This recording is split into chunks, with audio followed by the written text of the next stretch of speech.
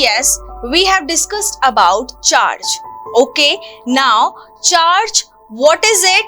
It is a property, basic property that is inherent by the particles, subatomic particles of the atom. Okay, or we can say that it is the quantity of electricity held in an object. How much electricity is held in an object? Okay, if it is hold like more than lakhs of charges and one object is holding crores of charges, so which is having the more electricity? Obviously the crores of charges is having the more electric charge, so will be have more electricity. Okay, and every object has its own electric charges.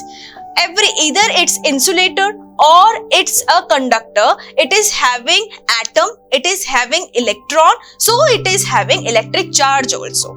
Okay, now there are two types of charges, students. One is positive charge and another one is negative charge.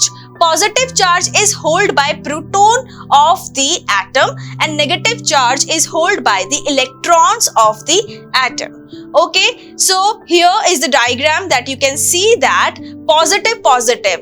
If a proton and a proton held together and having some distance in between them, then they will repel each other. दूर जाएंगे. Okay, and if there is a negative and negative also, then they will also repel. Okay, so we can say that same kind of charges, if they are held together at some particular distance, so they will repel each other.